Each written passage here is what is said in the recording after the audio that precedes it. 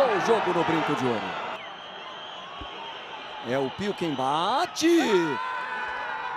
Gol! Gol!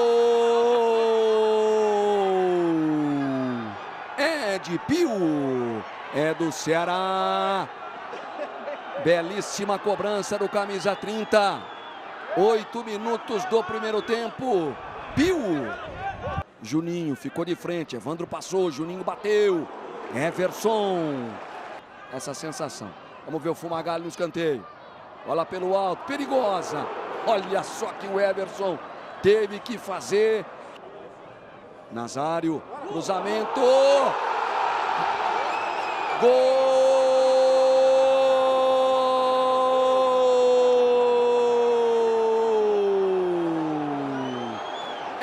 De Kaique, é do Guarani. Lennon passou, recebeu, cruzamento, Fumagalli, cortou a zaga, sobrou pro Kaique, sobrou pro Evandro, ninguém chuta, agora sobra Auremir. Que lindo lance. Boa bola no fundo pro Lennon, cruzamento, Romário tira, Juninho briga, sobra do Auremir, foi pro chão. E agora? É pênalti. Tá autorizado o Fumagalli. Goleiro Catimba. Fumagalli partiu, bateu. Gol!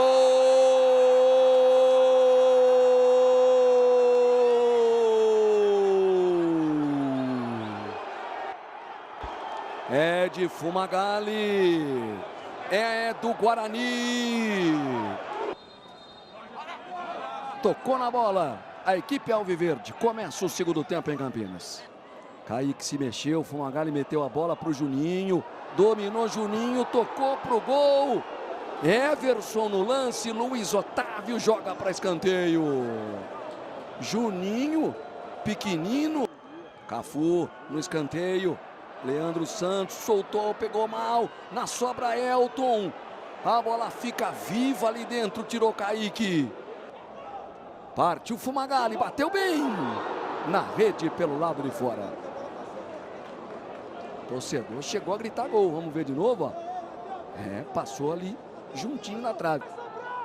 Cobrança do Cafu. Bola pelo alto, Luiz Otávio. De dentro da pequena área. Cabeceia. Tem um desvio, hein? Acho que desviou nas costas, não. Pio. Tentou no comando, a bola desviou, vai sobrar para o Elton, bateu para o gol. Leandro Santos, olha o rebote para o gol. Gol!